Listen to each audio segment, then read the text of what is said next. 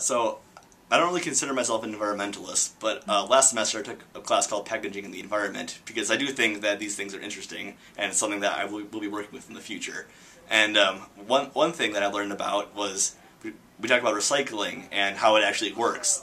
Down the road, what happens after you just throw the bottle in the can, and what happens is not everything you recycle actually gets turned into new plastic or new metal. It all depends on the economics, because recycling is a business like anything else. So if they can make a profit off of recycling it, then it gets recycled. Otherwise it just gets landfilled.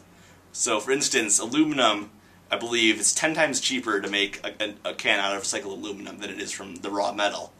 Well, at the same time, things like the mixed plastics number 3 through number 7, those are almost never practical because all you can do with them is make filler, kind of junk like that. So that often ends up getting landfilled. So it's important that when you're looking at things like environmentalism, it's definitely good to help the environment, but you have to think about it and realize that not everything you hear is something that's good for the environment. You have to actually think about what you're doing, and that's the only way we're actually going to help the environment. Get rid of all the buzzwords and whatnot. If something makes sense, if something's easy and works better for everyone, like for instance, recycling aluminum, then that's something we should do. But we can't just expect the entire country to run on solar power next week.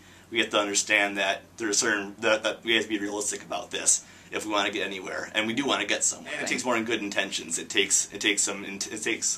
have to actually be able to work things through and do things that are actually helpful.